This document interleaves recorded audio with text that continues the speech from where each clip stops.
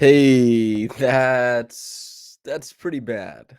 Huge, huge fourth quarter collapse from the Raptors, losing 118 to 104 to the Indiana Pacers. This is the Raptors Reaction Podcast. I'm your host, Samson Folk. This game had a lot of good in it, mostly to do with OG Anunoby and Thad Young and Chris Boucher as well. A lot of bad in it.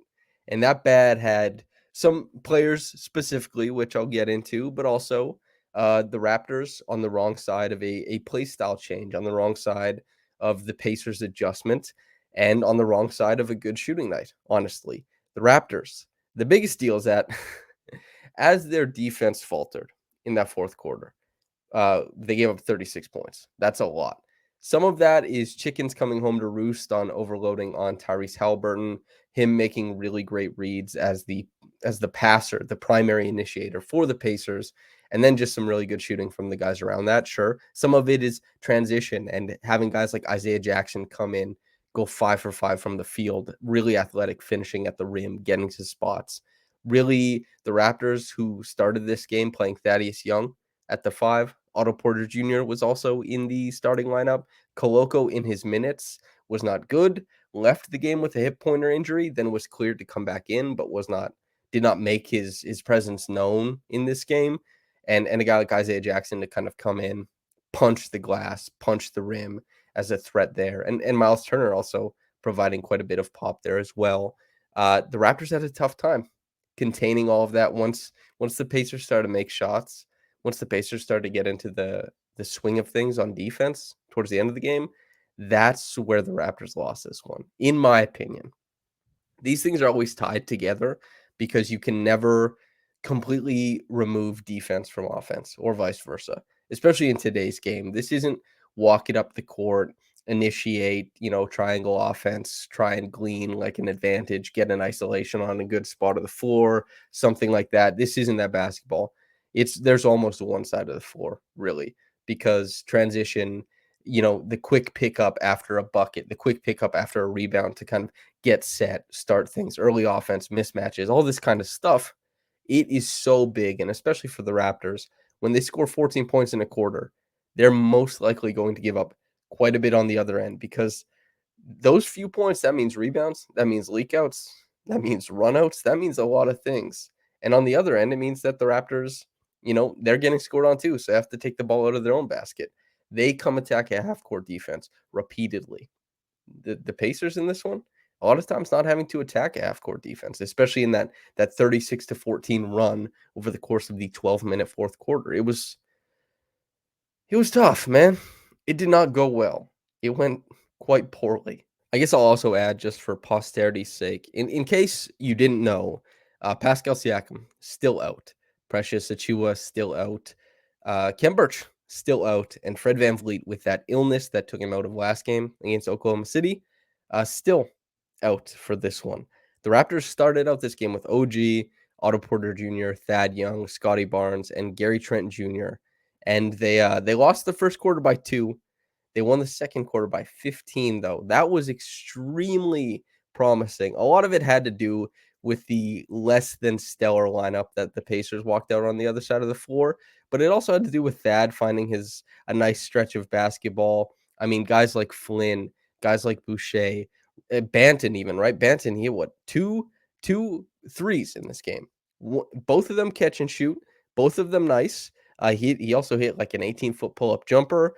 That was really nice to see. A little bit more activity than we're used to defensively, albeit not tremendous in this one. It's hard to point out anybody as being like truly, truly great. Although OG and Chris, I think, definitely had really strong stretches. It's an undermanned team. The Raptors, after the game, Nick Nurse said they didn't have the juice. And as less than satisfying that is as an answer, when a game like this comes down to shot making, when the Pacers start throwing as much help towards the middle of the floor as they did, gapping dudes, bringing help at the nail, this is something that you just can't avoid. This is something, the ball is going to funnel out to shooters. The Raptors, was it 9-19, something like that? How many threes? Let's take a look. Yeah, 19 threes for Indiana. Sorry, not 9, 7 threes for the Raptors. 4 of them, sorry, 5 of them coming off the bench. OG hitting the 2 in the starting lineup. Scotty 0 for 4, Thad 0 for 2, Otto 0 for 1. Maybe there was some room. He airballed that one really bad. He's having trouble getting to open 3-point shots right now. The guys aren't doing a great job of creating for Otto. He is making his presence known with heady defense, and he is getting after it on the offensive glass and as a cutter, but he hasn't had an easy, not since Pascal was there, and they hardly overlapped so far this year. He hasn't had an easy game as far as the ball sliding out to him for making threes and whatnot. And yeah, Gary, was he 1 for 13 in this game? That's tough. And this also does lean into one of those things that is Gary, the creation, whatever it looks like, if he is creating, it is reliant on that finish, and that finish is not easy. That finish is always, always difficult. It's a pull up, guy in his grill, it's just shot making, and that means he can be, jeez, he can be on the wrong side of a trend, a run, a bad run of form. And when Scotty is your primary, and OG, OG is, he had a couple plays this game where, man, he was so great. 26, 2, and 3 in this one. The 3 assists, some of it is like he got a double on a post entry, and he pinged the ball across the floor to the above the break to Delano, who hit a 3. That was great. Some of these sprayed out passes to guys like Malachi, for example, and some to Gary, where Gary was just missing. But OG, for the most part, is a guy when he's getting downhill, he wants to do the lay down. He wants to keep the ball kind of in that area. He wants to give it to the bigs, which is a valuable type of playmaking, especially as a secondary, tertiary guy that he's usually been. But if he's the main guy for the Raptors, and tonight he was, that 26 was a big part of their scoring, and his downhill creation was a big part of his scoring, then him being kind of limited going from perimeter to perimeter creation means that when the Pacers bring that help, uh, it does really put not a nail in the coffin of the Raptors offense to some degree, but it's just OG isn't going to keep a live dribble, start dragging a guy out, ping the ball across the floor like that while he's facing up. It's not really going to happen. So the Pacers, that adjustment helped a lot. And Scotty, he had one play. OG was actually on the other side of this. He missed the 3, but Scotty getting downhill, in and out with the left, the live dribble, skip pass across the floor. That was really nice. But Scotty was the guy in this game. There's been a lot of conversation. So basically I talk about basketball with my friends, and they talk about basketball in a similar fashion to me. So the outside opinion that I typically get is of Twitter. And so Twitter has been talking about, Scotty's aggressiveness, is he injured, all this kind of stuff. And Scotty was pretty aggressive in this game, honestly. It just didn't go well. And that's where we're seeing the skills, because aggression in basketball has to be coupled with something. Last year it was a big joke all the time about, calling Precious a low IQ player, which I hate that term, and I hope nobody uses it, but that was thrown around a lot of the time because what does Precious do? Aggressiveness without a plan, maybe sometimes. Aggressiveness without the requisite skill to deliver you through that aggressiveness. And that's why just saying like, "Oh, just be more aggressive," is not the proper catch-all for these guys. Scotty was aggressive in this game. He also was 4 of 16 from the floor. The aggressiveness has to be coupled with finesse, with shot making, with good decision making and stuff like that. You can't just be aggressive. You have to. We've seen Pascal, a guy who has a similar build, although not as strong as Scotty. He's more athletic in some ways, more slithery, but he's not as like powerful in some ways. But these guys, if you want to do a facsimile or something like that, Scotty should look to Pascal as somebody who he can try and emulate in some ways of creation. And Scotty doesn't have the, not that he's supposed to at this point, but Scotty does not have the requisite skill, shot making, ability to read the second level of the defense to command an offense at the NBA level. There's too many counters the defense can throw at him. So when he's out there and trying to make stuff move, sometimes it won't move. Sometimes it will just be him trying stuff. And in this game, 4 of 16, a couple turnovers, minus 18. It's 8 points, 9 boards, 5 assists. He couldn't drive the Raptors anywhere that they needed to go, over the course of his 39 minutes. OG was a better driver in this game, but even he is not a diverse offensive player. He's not 3 and D, definitely not, but he's not a diverse primary who's going to respond to that counter and find his own way through it and stuff like that, and that was the big deal with the Raptors. That's why it was 14 points in that 4th quarter. They didn't have the counters. The Pacers said, "Hey, we think we can stop your main line of creation.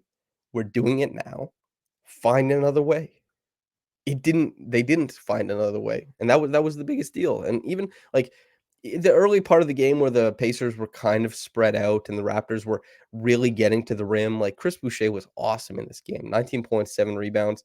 It's not just his hustle plays in this game that we've been quite accustomed to seeing from Chris Boucher, those cuts along the baseline, like Corey cuts or 45 cuts to mirror these drives and to get it on a handoff and to finish at the rim or to, like, beat guys up the floor, get a hit ahead pass. Just really great interpretive offense. It was him getting the ball like 24 feet from the basket, having, a dribble, but being like in a triple threat, giving a jab step, and then taking Miles Turner off the bounce all the way to the rim. Like that's that's not dependable offense. You take it in the middle of the game, of course, and thank you, Boucher, for doing so. But this is not the type of offense that the Raptors, they're like, okay, once the defense buckles down, this is what we can go to. And that's probably the biggest deal is that once the Pacers found what they wanted to do against the Raptors defensively in this one, the Raptors, their offense was too one note from too many different positions. This is the appeal of a star. Siakam, a superstar, has seen, you know, he's seen more defenses, more looks than most players have, and they've had like 6, 7 more games than he's had so far this season, like twice as many games. He's already seen more than most guys. He's seen more than most guys will this year. Not superstars, but most players. And you know what that means is that Siakam, once he comes back, he makes a lot of this stuff tick. Fred, he makes a lot of this stuff tick. Precious, he would have helped a lot in this game, provided he's on form. It means a lot. They're shorthanded, and the thing is, they shouldn't have lost this game. You hope that these guys, when things stop working so well on offense, because they were getting to spots, they were finding points, they were manufacturing buckets, you hope that as that dwindles, it's like locked down a little bit better on defense. But there's a lot of breakdowns. Like I know the broadcast was pointing out Scotty, some of his freestyling on defense. It's hurt them the past few games. And at the point of attack, Tyrese Haliburton is not a guy who's known for being able to dust guys. He's not like a hyper athletic creator. He's not super quick off the bounce. His handle is seen as limited in some respects, but he's really smart and he gets by guys another way. Like OG, he couldn't get by him. Tried him twice. Moved the ball off and used his off-ball movement to get away from OG. Got into space. OG had to help another guy on a drive, and then by the time he got back to the pass, going to Haliburton, that he overplayed his hand and Haliburton drew a foul, sideline out of bounds. Just small things like that. That's a nice way to create more possession time for the Pacers. But he's not going to dust a guy like OG. Few people can. That's maybe a bad example. He's not going to dust a guy like Otto Porter, really. But he beat Barnes off the dribble downhill way too many times. And this is where Barnes, you wonder, Scotty, I've talked about him a lot since covering him. You let your length do some of the work at the point of attack. He loves to get into guys, but he's slower than these guards. That's them's the breaks, Scotty. You are slower than these guards. They turn the corner on you, and we watch them do it over and over and over again. Give them a little bit of a buffer. That's what the length is for. It allows you to play in space. It allows you to take, less aggressive angles and keep guys in front of you, all that kind of stuff. And he just wants no truck with that. And the Raptors as a whole in that 4th, they did not find their groove defensively. And that's part of why they lost, but additionally is because the Pacers, they made great adjustments and they completely annihilated them. Beat them by 22 over the course of 12 minutes. Tough. Before we get out of here, really credit to Banton and Flynn. Flynn with some creation going downhill. The catch and shoot stuff did not go well. God, it would have been nice if that paired with some of the off the dribble. Like he had that incredible high touch with his left hand. He had that, I think it was Healed who did he I can't remember who he beat off the bounce, but he finished with that inside hand lay, right? Just and that was an end one too. Just really nice to see some of the finishes he had at the rim and getting downhill too. Would have been great if this was the game where that was coupled with that his catch and shoot stuff because he did have a couple opportunities. None of them dropped though. So yeah, just tough to see. And Banton, if that jumper goes, man, and he also had a really great finish at the rim too, but if that jumper goes, things start getting way more interesting for Delano Banton. He can like his little hang dribbles and that kind of stuff. If that hang can turn into like a little snatchback jumper from 18, and that's something he can reliably go to, oh my days. That hang dribble and then push through, maybe like Sham God, I don't know how saucy he wants to get, but if he can work from that hang dribble and add, a pull up to it, that means that when he's in the middle of the floor and especially coming off of like a screen, he's going to be able to put, if it's drop, if it's a guy at the level, if it's a defender just standing in front of him, there's going to be so many more ways for him to manipulate. And so this was cool to see. I thought Banton offensively showed some stuff in this game. Anytime that jumper starts to progress, I think we all have to kind of sit, pay attention to that, and take it in. That was meaningful. Man, Reggie Evans Award, I still wanna give it to Chris. He might win it every game, There you go. But it's like, who goes harder than Chris Boucher? Nobody, really. This has been the case for not a year yet. I think that it was December 5th, I believe, where his game started turning around last season. And, I was at that game, and he talked about doing meditation and kind of clearing his head and understanding a new role and all that kind of stuff. That was great. But we're coming up on a year where Chris Boucher has been one of the best bench players in the NBA. He still does it. Reggie Evans Award, to him. Top quick reaction comment is from Chilango. Quote, "I still think they should move Banton to the wing and make Flynn the backup point guard." End quote. Yeah, I, I'm not sure how important the monikers are, but, I think that Flynn, he's got NBA skills. That's the thing. I wonder if there's, like, room for him because it seems that Nurse is so hesitant to play him. I understand it's easier for a wing or a wing-sized guy to just step into these lineups and for everything to keep moving, and that's what coaches like. The structure, the hierarchy of, it's like you just fit right in there and you fit on a lower rung, and it's just, like, good. And Malachi, you have to institute kinda new principles if he comes in. You have to give him the ball in some areas where maybe you wouldn't give Delano. But also Delano, yeah, like, Delano's on the ball stuff. Everybody knows it's been bad. Like, the pull-up dribble the pull-up jumper in this game was nice, but over the course of the season so far and last season, Banton is not a when he's on ball, there's not really a threat there. Teams understand that. They go under screens. They let him hang out up there. He usually moves the ball on.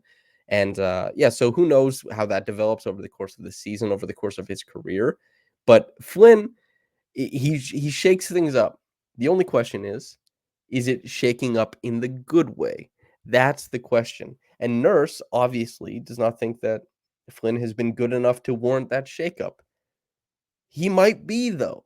There's some value there. I'm sure other teams in the NBA are paying attention to Flynn as like a second draft guy. So we'll see. Thanks for writing in, Chilango. Appreciate you. Thanks for listening in, listener. If you're on YouTube, subscribe, like the video, all that good stuff. If you're on the podcast channel, thanks for letting me talk to you. Whether I got into this in the morning or at night, have a blessed day and goodbye.